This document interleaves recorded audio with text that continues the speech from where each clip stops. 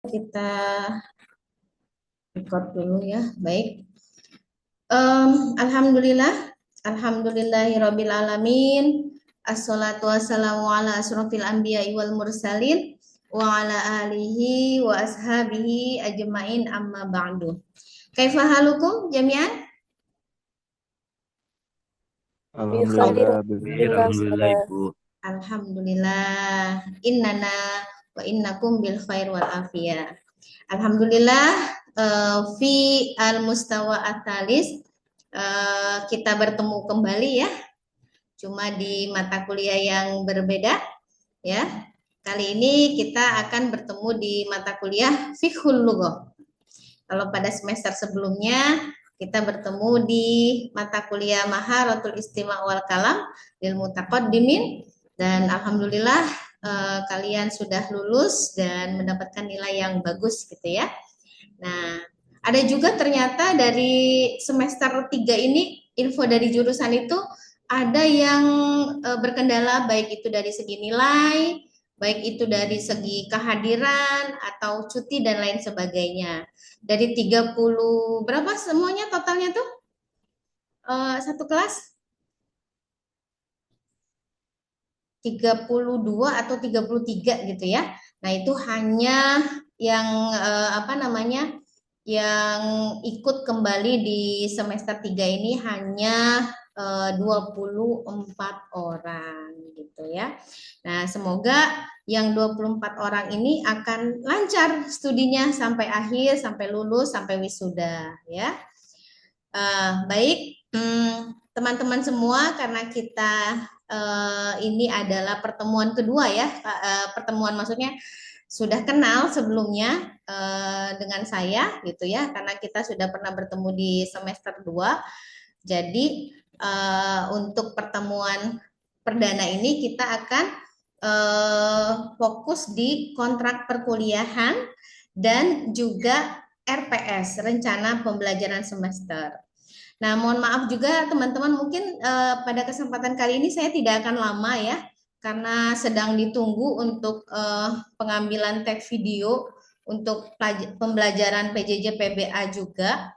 Jadi karena keburu masuk ke ruangan gitu ya, jadi ya sudah saya teruskan dulu mengajar, setelah itu baru tag video. Teman-teman semua, sebentar saya share dulu. Kita akan membahas kontrak perkuliahan ya. Kontrak perkuliahan ini menjadi hal yang penting sebelum nantinya kita memulai pembelajaran di semester gasal ini. Sebentar.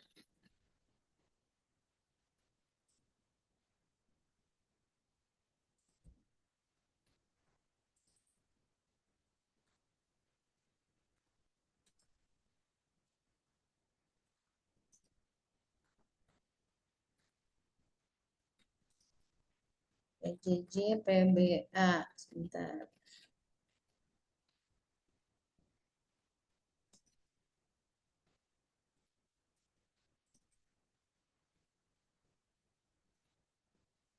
Oke.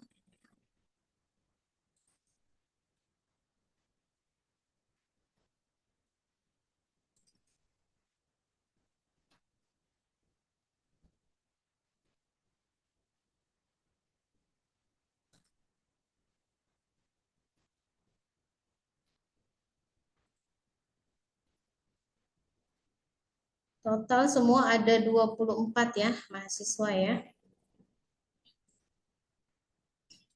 Saya absen terlebih dahulu.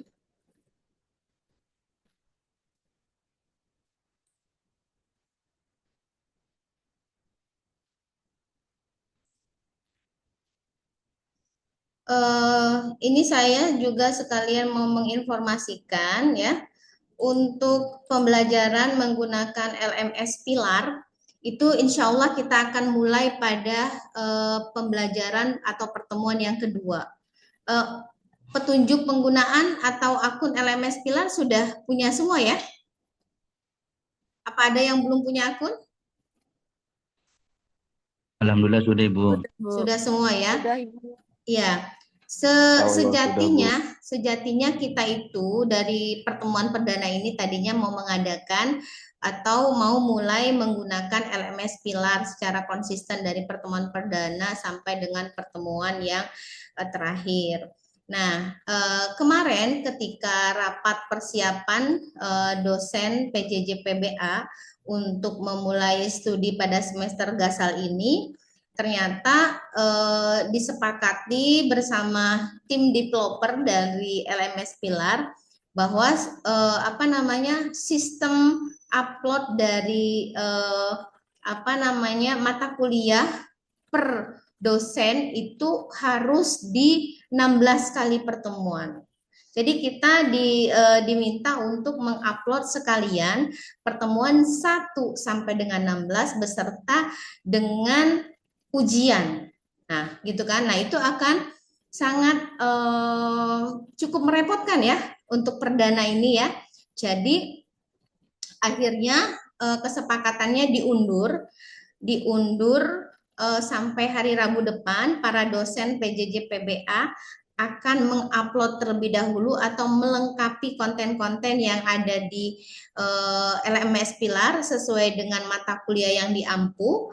Setelah itu baru di generate LMS. Jadi sistemnya itu kalau sudah di generate LMS, maka sudah tidak bisa lagi dirubah-rubah gitu. Jadi sudah secara sistem gitu ya, alurnya tuh sudah secara sistem. Makanya kemarin terpending. Akhirnya pertemuan yang perdana ini disepakati menggunakan Zoom meeting atau Google Meet terlebih dahulu. Mungkin tadi pagi sudah ada ya beberapa dosen yang sudah masuk ke kelas 3A ini sudah banyak ya?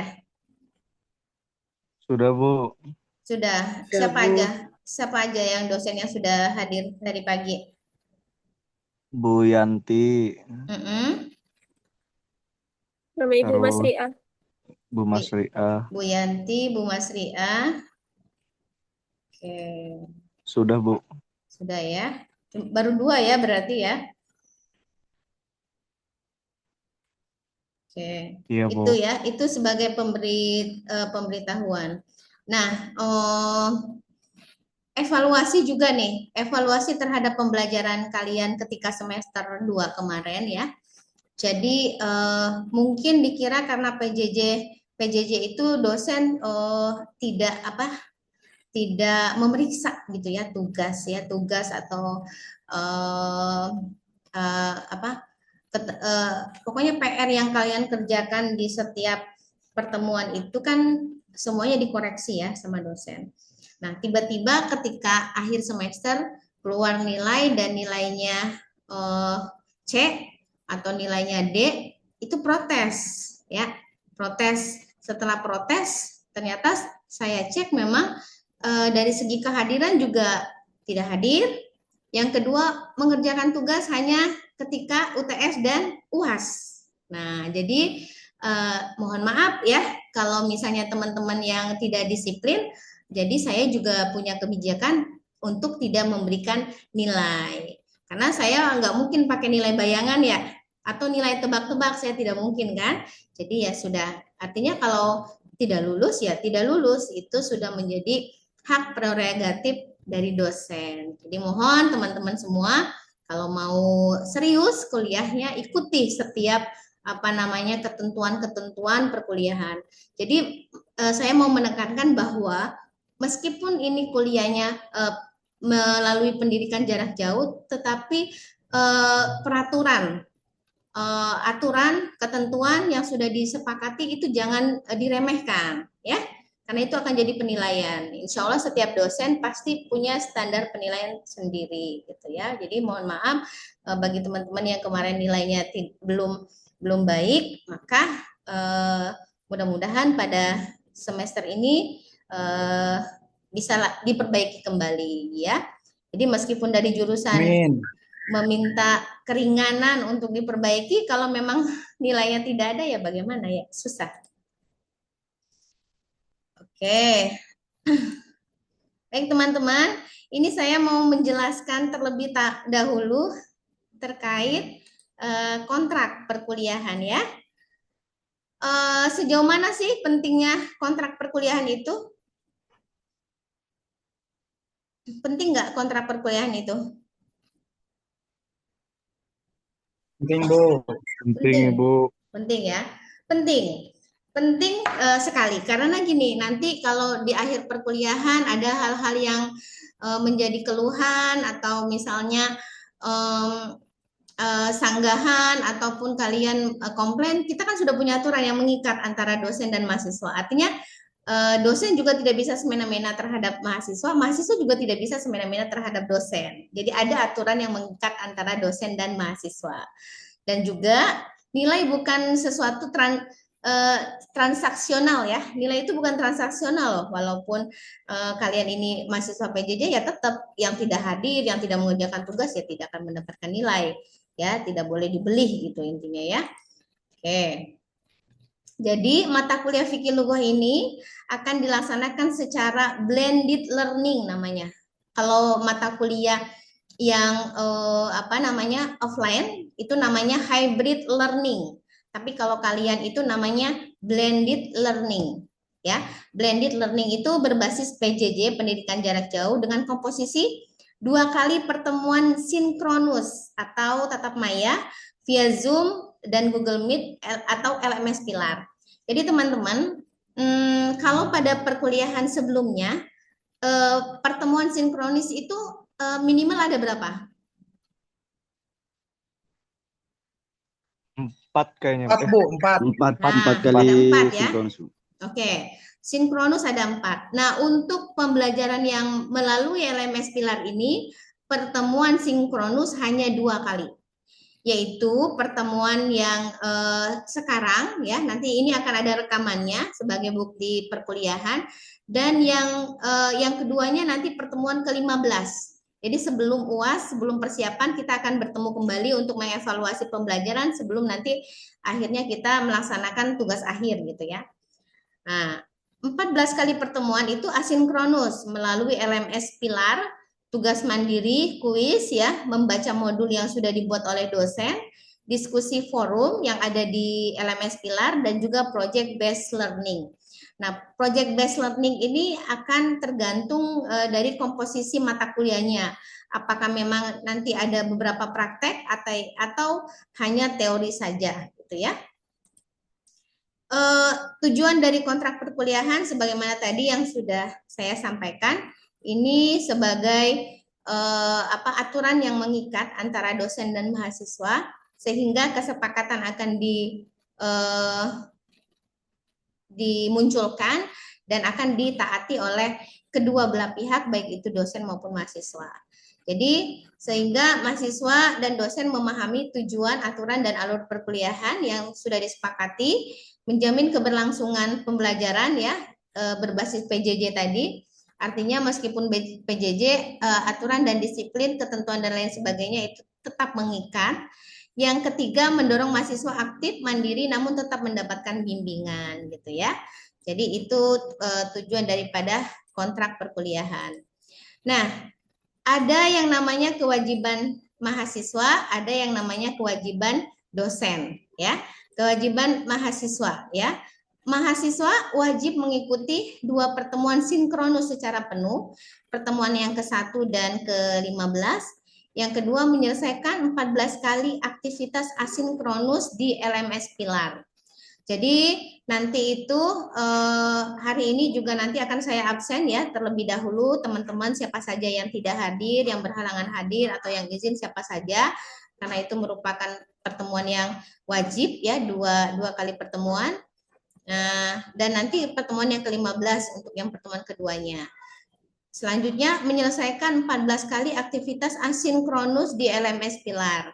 Jadi di LMS Pilar itu nanti ada beberapa materi dan juga ada evaluasi penilaian atau evaluasi pembelajaran yang harus dikerjakan oleh mahasiswa dan ada time waktunya juga. Nah, itu harap diperhatikan waktunya ya, deadline-nya.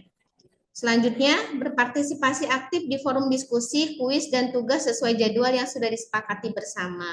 Ya, jadi nanti ada forum-forum diskusi yang dimana nanti teman-teman bisa berperan aktif di dalam forum tersebut yang ada di LMS Pilar dan bisa tanya jawab ya, meskipun sistemnya asinkronus, nanti ada diskusi forum yang ada di sana.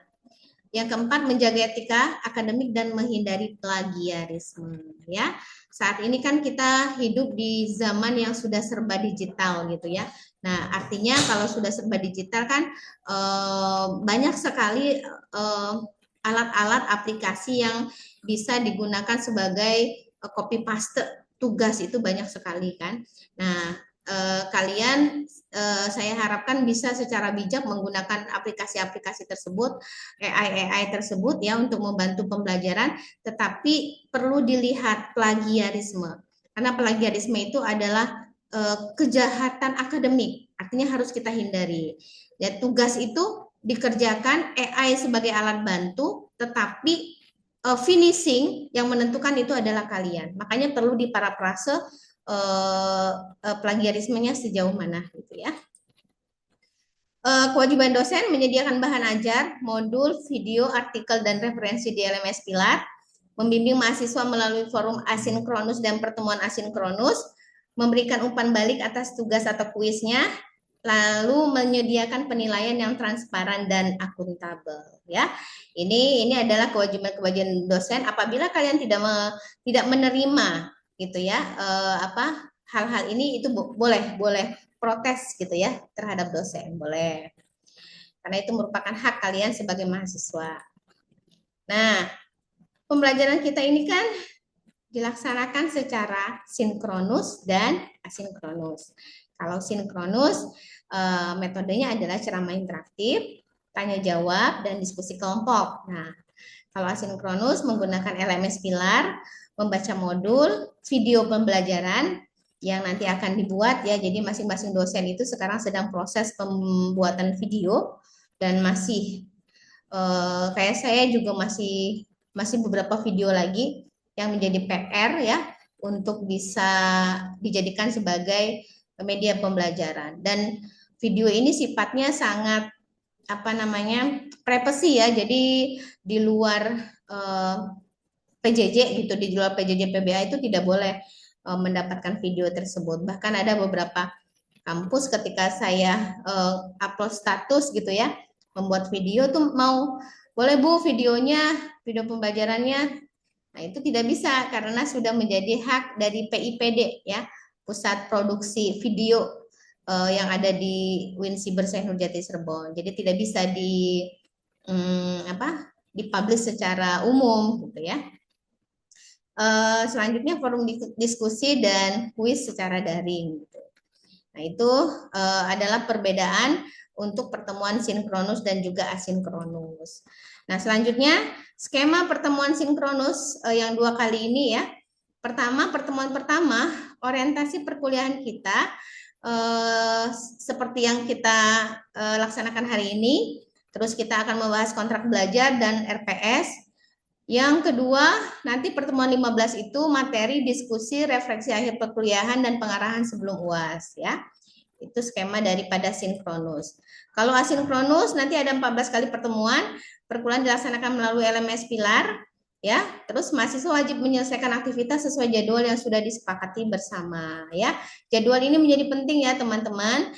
Kalau misalnya pengumpulan tugasnya adalah tanggal 15, ya harus tanggal tersebut, jangan sampai seminggu setelah tanggal 15, karena itu akan menjadi bahan penilaian nantinya.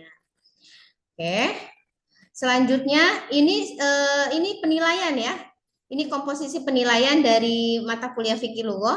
Dari kehadiran itu saya ambil 20%, tugas dan aktivitas asinkronus 40% ya. Jadi ini tugas menjadi komponen yang paling besar, 40%. UTS 20%, UAS 20% ya. Jadi ini yang paling besar, ingat, ini ada di tugas dan aktivitas asinkronus. Oke.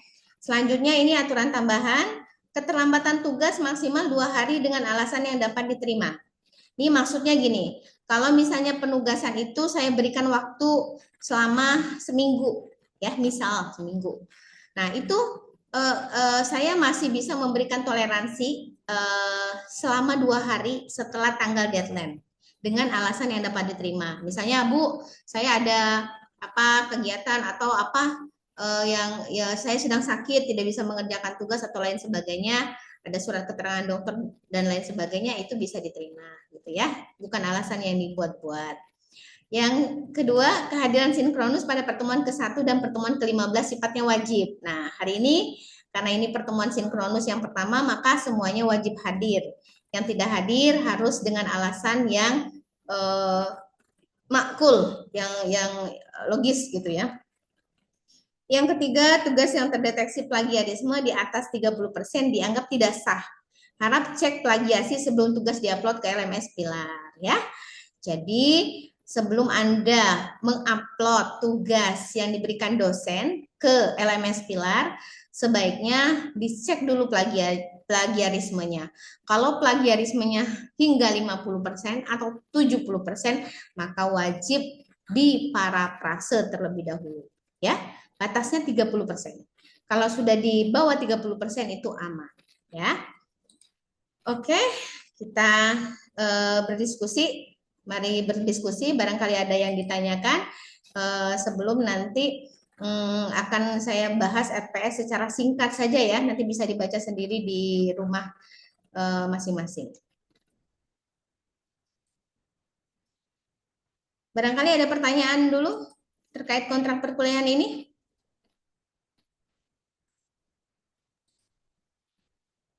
Izin bertanya, Bu. Ya, silakan.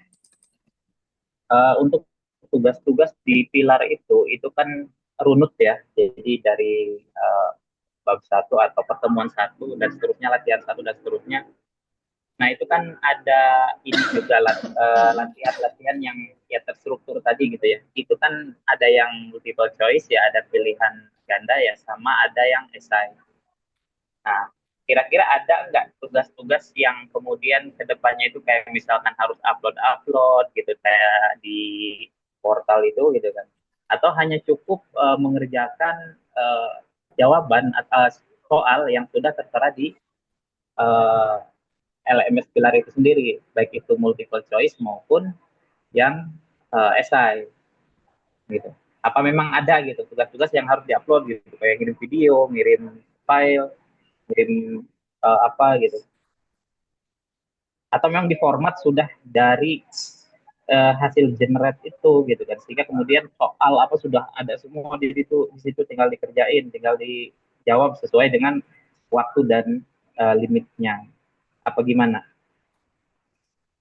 Baik, jadi Pak Isnaini ya, begini, LMS Pilar ini kan memang masih baru ya di kampus kita. Sebelumnya kita menggunakan modul ya, kita menggunakan LMS yang apa namanya, yang dari PIPD, dari PT IPD gitu ya. Terus habis itu LMS Pilar ini masih baru dan pengajarnya pun baru di training gitu ya, ibarat kata baru terbiasa dengan LMS Pilar.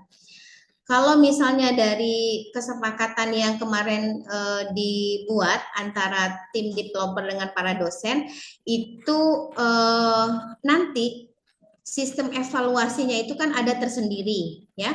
Ada yang namanya evaluasi pembelajaran, ada yang namanya content generator, ada yang namanya LMS. Jadi ada partnya masing-masing. Tetapi kalau misalnya jenis, misalnya ada dosen itu masing-masing dosen punya penilaian sendiri. Misalnya kalau saya misalnya saya doang sih. Ini jaringan. Oh. Ya, ya. Hujan, Cirebon hujan. Gimana? Kedengeran tidak suaranya?